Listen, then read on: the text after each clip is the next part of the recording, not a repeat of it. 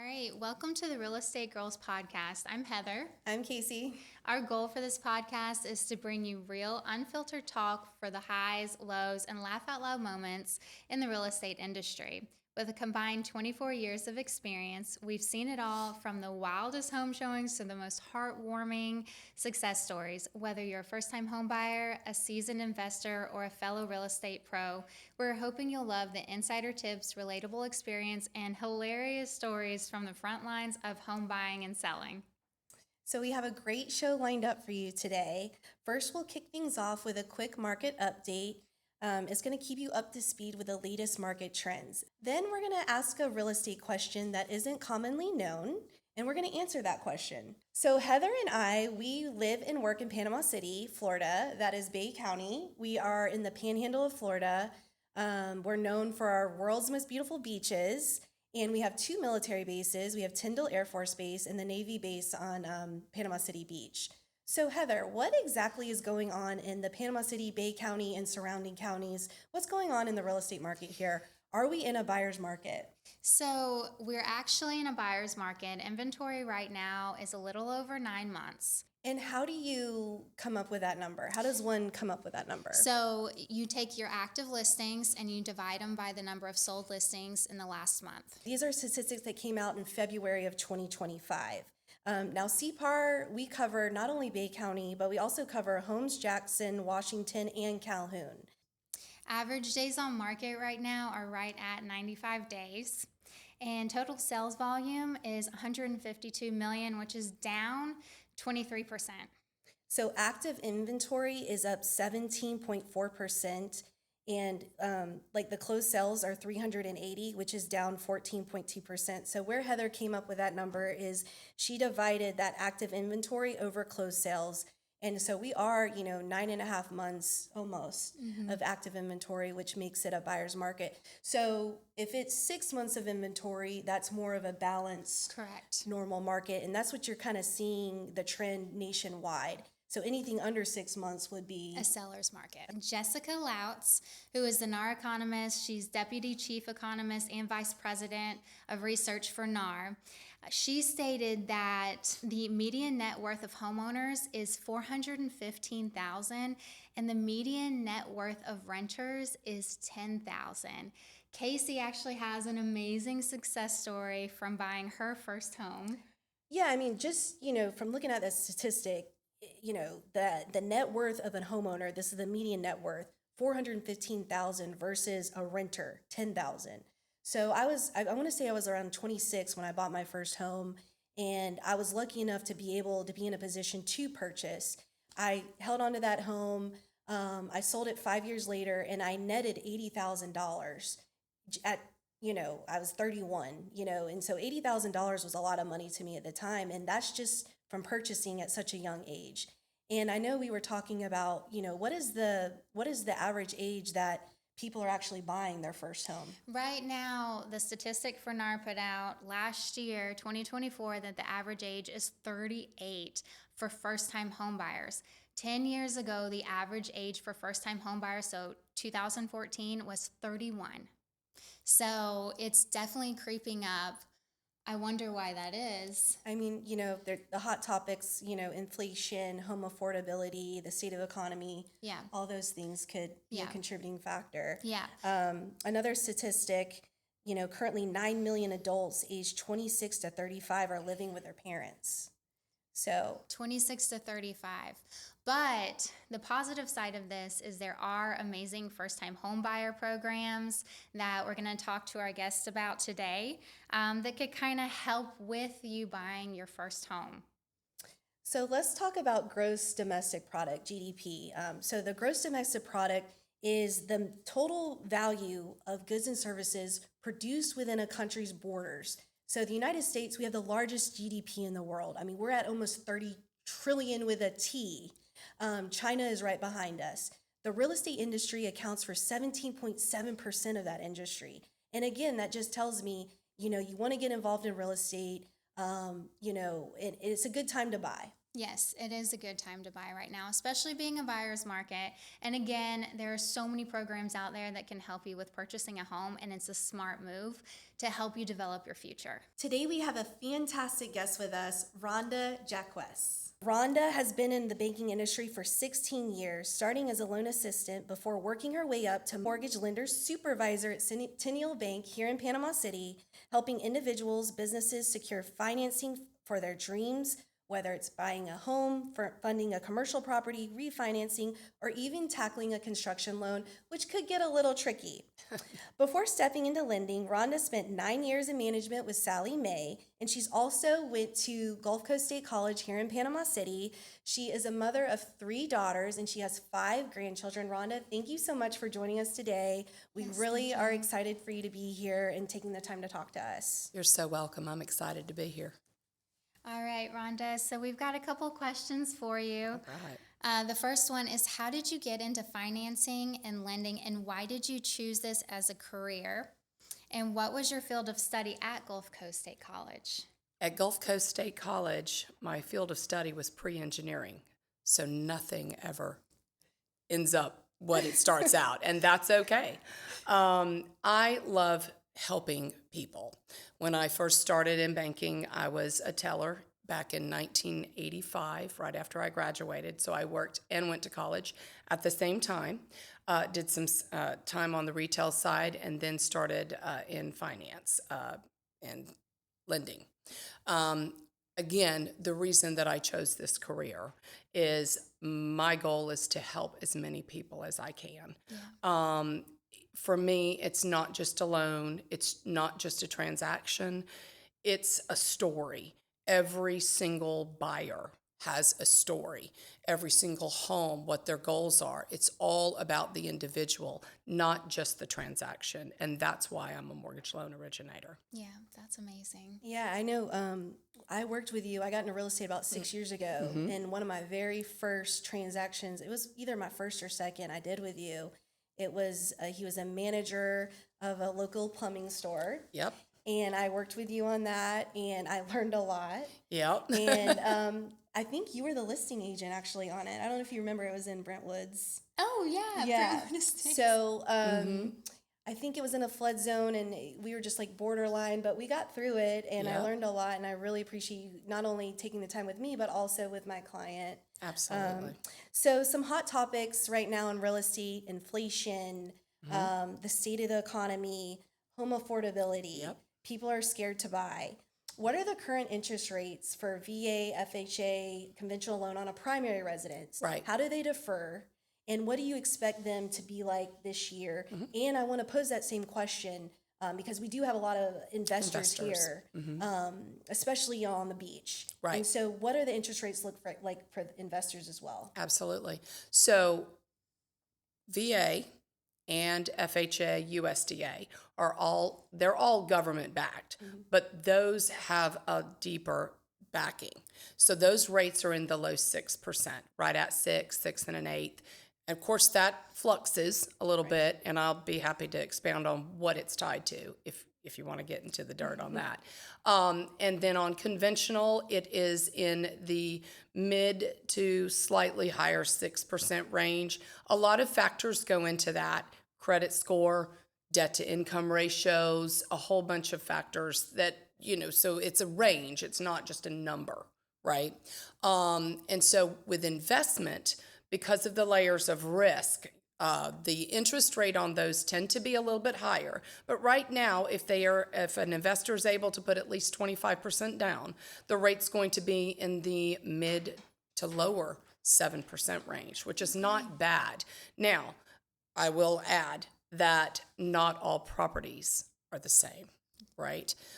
We have an enormous inventory of condominiums, and certainly condominiums are not warrantable, so to speak, which basically means that the government entities that back the 30-year fixed rate mortgages will not back those particular properties because of certain characteristics and various things like that.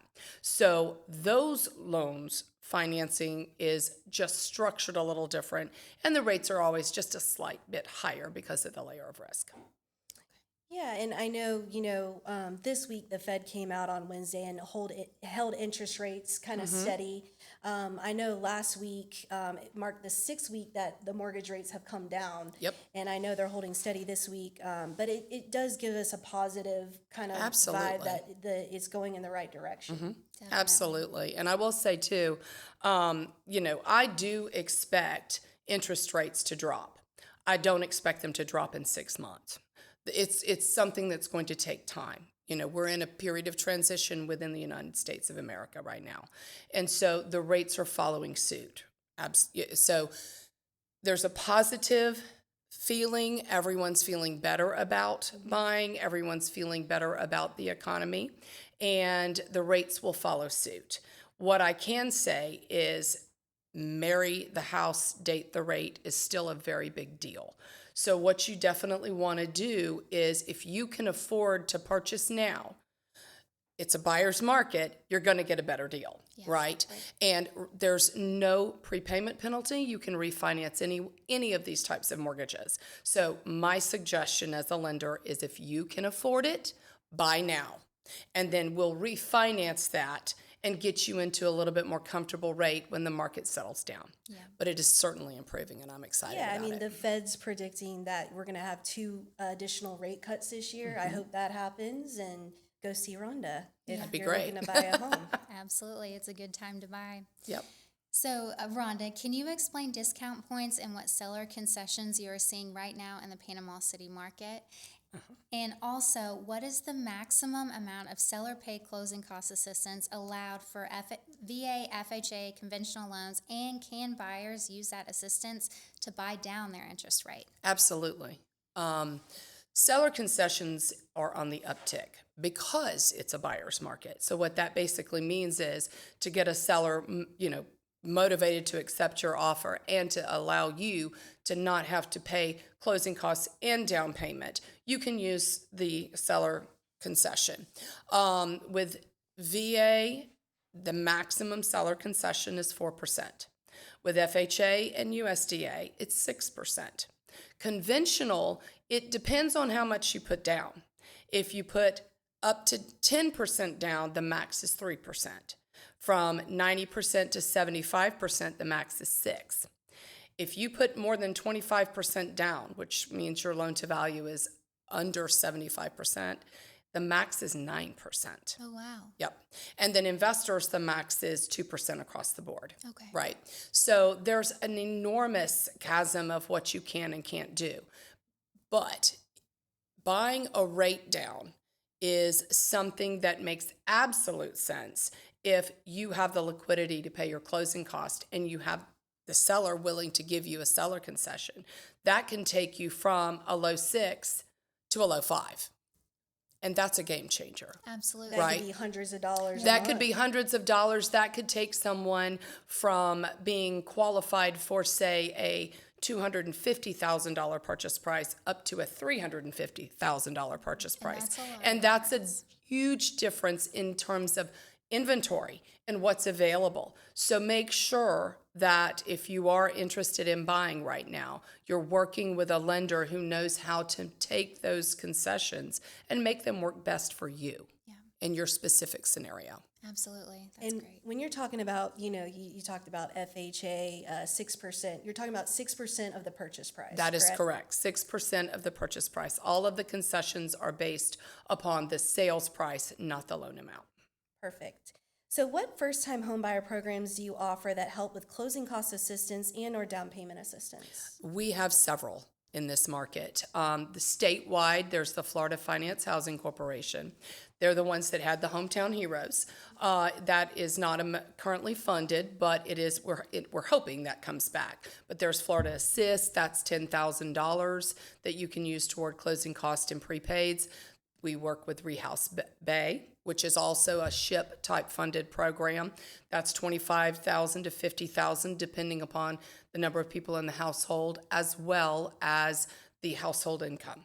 And that's exceptional. You can use that for down payment and closing cost. And then there's the Panama City SHIP. And the difference there is Rehouse Bay, you can buy anywhere in Bay County. And Panama City SHIP, it's in Panama City proper. right? So, but outstanding opportunities. And I mean, this is just having buyers that maybe they need this assistance, or it's not so much they don't have the money and maybe they don't, but if maybe they want to keep some money in their pocket, maybe they want to add a fence for their Right. children to play in the backyard. So it's a good way to hold on to the cash in hand that you have, even as a security net. So, these are excellent programs. They are. Yeah. They are. And I think in today's day and age, it's definitely important to keep a little cushion in the savings account. So this is definitely a great program to help with that. Absolutely. Yeah. I enjoy working with first-time home buyers. Yeah. What type of credit do you need to qualify for a loan? And do you have a program available for buyers needing to improve their credit score in order to qualify? Absolutely. As a general rule of thumb, if you need down payment assistance of any kind, you need a credit score of 640 or higher. And what I tell my customers is this: we pull what's called a tri-merge credit report. That means Experian, Equifax, TransUnion. We're going to hit them all, and you're going to have a high, a medium, and a low. So if you're trying to quantify whether you are there or not, when you check your credit, you want at least two of the three to be 640 or higher, because the middle one is the one that drives the train in terms of eligibility. So if by chance you check your credit and it's below 640, then we do partner with GreenPath, and they offer consumer credit counseling services, and I believe they're free. And they can help you in determining what things you can do to improve your credit, as well as become more prepared to take the next step as a homeowner. They've got an enormous inventory of home buyer education and other types of programs. And as a lender, once we've seen your credit report, then I can also offer suggestions to what you could do to help improve the scores. So if you don't have the best credit, not everybody does. They have, a range of resources for you Absolutely. to get there. It might take you 6 months, but just contact Rhonda. So a lot of people, you hear this a lot. There's a lot of YouTube videos out on it. If you make one extra payment to your mortgage, we're talking about a 30-year mortgage here. If you make one extra payment a year, you're going to take 9 years off the loan. Can you explain this in layman's terms? And also, you hear about biweekly payments. What is the benefits of doing that as well? So a 30-year amortization is based on the assumption that someone is going to make the exact dollar amount of their mortgage payment every month on the same day. The likelihood of that happening is slim to none.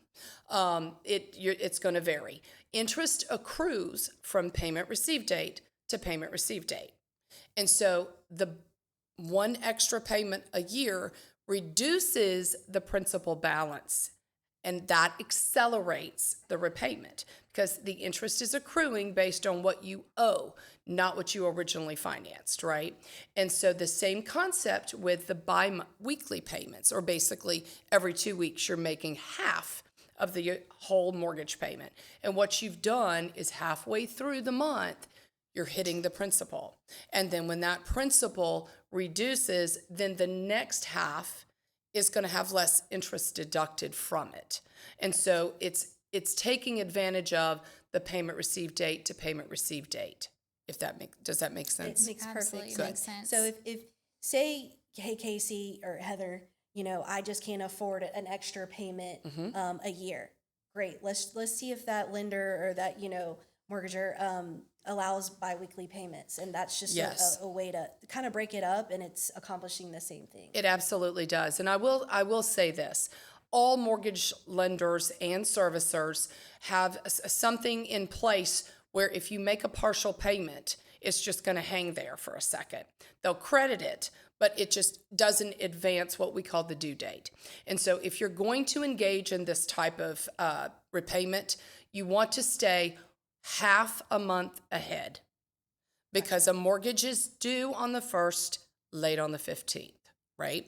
So if you say, I want my mortgage to be pulled on the 1st and the 15th, at some point, the 15th is going to fall on a holiday or a weekend, and you have only authorized it to be pulled on the 15th. Therefore, if it gets pulled after the 15th, you'll get a late fee. So what you want to do is, when you establish this type of repayment, you want to start The next monthly mortgage payment needs to be pulled the first half on the 15th of the month prior, second half at the first or that first week of the month. And then you'll never have a late fee, and you'll still be able to take advantage of reducing Right. your repayment term and saving interest and never have issues with the partial payment. That's amazing advice. How do temporary rate buy downs, 2-1 buy downs work, and when should buyers consider them? Also, are there any government or lender funded programs currently available to assist with rate buy downs? Rate buy downs or temporary rate buy downs are usually seller funded. All right. The permanent rate buy downs can be funded by anybody, interested parties, the borrowers, the buyers, anybody. Temporary rate buy downs, basically what you do is we qualify at the prevailing market rate. So someone who would be willing or able to take advantage of this would have the residual income to qualify at the higher rate, but prefer the lower mortgage. Someone, say, who may have just recently graduated from college and going into a professional career, and they're just trying to get the wheels rolling, and they want to be able to focus the majority of their income on getting their business established rather than paying the higher rate of the mortgage. And you've got a seller who's willing to give the seller concessions. And so what we do is we determine the difference between the regular mortgage payment at the higher rate and the payment at 2% lower, 1% lower if we're doing, or 3%, and it's 3% lower for the first year, 2% lower for the next year, 1% lower for the year after that, and then it goes to the normal rate. So a temporary rate buy down is exactly what it sounds like. And we just determine the difference for each year, and the seller contributes that. And then we basically put it in a kitty. And so the buyer pays the lower rate payment, and we pull the money from the seller kitty and we put it with it and we make the payment. And so it really does appeal to someone who on paper can qualify for the full mortgage payment, but would rather make the lower mortgage payment for 1 year and then it gradually goes up. And I think the anticipation is that they would probably be able to refinance maybe before it hit that upper rate. Yeah, later on. Definitely something to look at if you have life events coming up. Absolutely. Yep. Well, Rhonda, thank you so much for joining us today and welcome. answering our questions. If anybody wants Rhonda's contact information, we're going to provide it. And you can also reach out to Heather or I, and we will, message us and we'll provide that to you. But thank you so much. We really appreciate you. You're welcome. I enjoyed it. Thank you. Thank you. Okay, let's talk about death in homes as it pertains to real estate. So if a seller is selling a house and someone in the house has died through natural causes, suicide, or even murder, does that seller or realtor who is listing the home for sale have to disclose to a buyer that this had occurred in the house? And is it a material fact that will affect the sale of the property? Florida law says sellers do not have to disclose if someone has died in the home, whether by natural causes, an accident, or something a little more sinister. In Florida, the realtor and the seller do not have to disclose death in a home. According to Florida statute 689.25, a death in a home, including a murder or suicide, is not considered a material fact. So it is not a physical defect to the house, meaning the sellers and agents do not have to say a word. So if you're just dying to know if something occurred in this house, my advice to you is reach out to a nosy neighbor. We love our nosy neighbors. They're a great source of information. You can Google, research news articles, read obituaries. I've read them.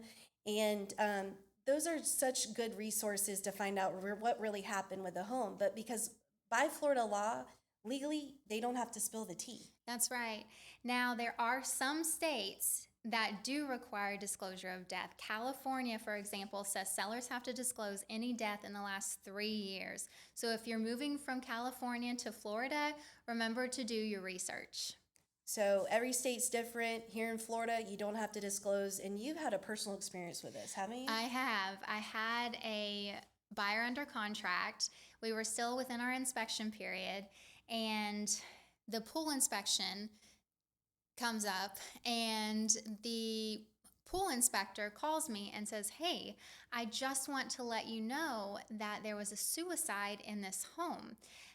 Knowing my buyers, I knew that this is probably something that they would want to know. I did tell them. So they ended up backing out of the contract, even though I was not required to tell them. I knew that that would be the best for my buyers because I knew their personalities and who they were. But I did not have to, and that's an important fact. In Florida, you do not have to disclose death. So, some closing thoughts. We like to end this podcast with a little inspiration to keep you motivated for the week ahead. So, I recently lost my grandfather. He was 94 years old. He left behind 4 children, 8 grandchildren, and 15 great grandchildren. And I think, when I tell the story of my grandpa, he was a Korean War vet. He served this country. He had a long life. And most people say that's a very long life, Kaci, and it was fulfilled. But the older I get, now that I'm almost 37 years old, is that really that long of a time? And I just feel like our lives are, short here, as cliche as it sounds. And so we'll leave you with this. Life is short. Buy the dream house. Absolutely. So tune in next time for a mix of education, entertainment, expert advice, all delivered from a dose of Southern charm and honesty, because in real estate, the truth is often stranger than fiction. If you've enjoyed this episode, be sure to like, comment, and subscribe to our podcast. What real estate questions do you have for us and what you want us to cover in future episodes? We love to hear from you, as your feedback helps us shape the show. So drop a line and we'll talk to you soon. Absolutely. And also, we posted on our social media accounts when we announced our podcast to guess what adventure we had coming up. And we had 2 people guess right. It was Stephanie Aldea and Savannah Shand. So we wanted to give them a shout out for guessing right. Thank you, ladies. Thank you.